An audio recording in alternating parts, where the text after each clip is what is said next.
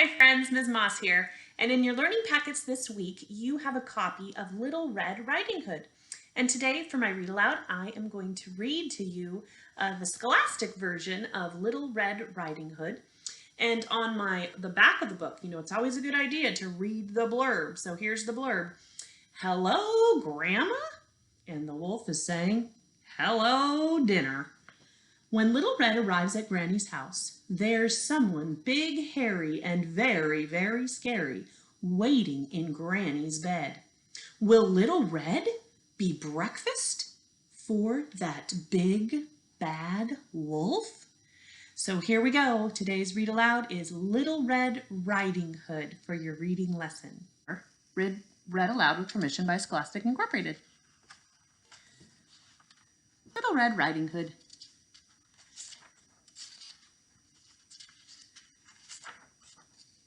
Little Red Riding Hood. Once there was a little girl who loved to wear red. She had red shirts and red skirts, red shoes, and a fabulous bright red cloak. Her name was Little Red Riding Hood. Early one morning, Little Red's mother packed up a basket. I have a very special job for you, she told Little Red. Granny is feeling poorly. Will you take her this fresh fruit?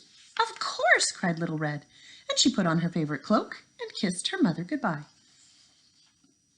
It was a bright sunny day, and Little Red skipped through the woods. Good morning, she called to the rabbits and the deer. I'm bringing Granny a special surprise. But someone was peeping from behind a tree. A big, hungry wolf. Good day, growled the wolf. What are you doing in the woods all alone?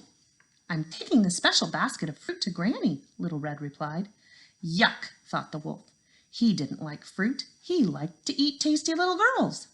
So the wolf thought up a plan, a horrible, clever plan. Why not pick Granny some lovely flowers, he said. Good idea, said Little Red. But as she started gathering daisies, the wolf raced down the path toward Granny's house. The wolf knocked on Granny's door with a thud, thud, thud. Is that you, Little Red, my dear? Called Granny. Yes, squeaked the wolf. Let me in. It's breakfast time. Oh, goody, said Granny, opening the door. What are we having for breakfast? You, cried the wolf. Uh-oh. Arr, yelled Granny. You're not a Little Red. And she slammed the door right on his big furry nose. Ow, wow, wow, wow, wow, howled the wolf. Quick as a flash, Granny ran out the back door and into the woods to find help. Horrid old Granny, the wolf growled, rubbing his nose. But now he could put his terrible plan into action. So when Little Red knocked tap, tap, tap on Granny's door, it was a deep, scratchy voice that answered, Come in, my dear. Little Red walked into Granny's bedroom and stopped in surprise. Why, Granny, she said slowly, what big ears you have.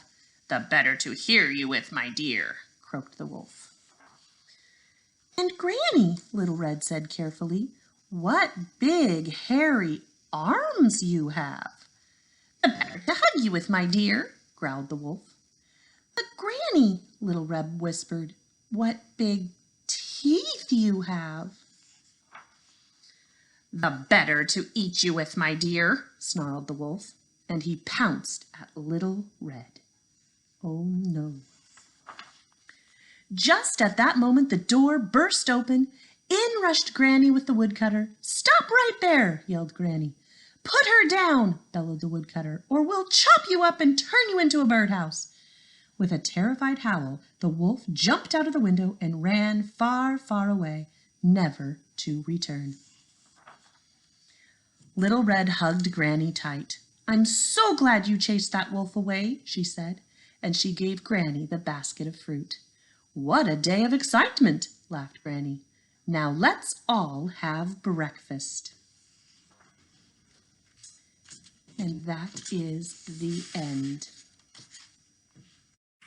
Now that we're done reading Little Red Riding Hood, I want to remind you of your job that you have to do in reading this week.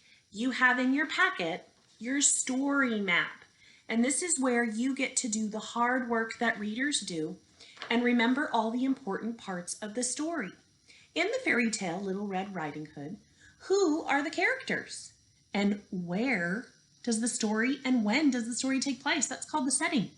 And finally, there's always a problem and there's a solution. I really want you to stretch your reading muscles too and think about the lesson. What do you think Little Red learned when she had the big problem of finding the wolf in Granny's house? What lesson could you apply to your life that Little Red might have learned as well? On the back of your story map is your retell. Good readers are able to retell the story in their own words, using the text for them to help. And on your retell sheet, just like you can use the work that you did on this side, you can think, who are the characters? What did the character want? And what did they do to solve the problem? Remember, you have a copy of the text, Little Red Riding Hood, in your packet that you can go back and reread as you are completing your work this week.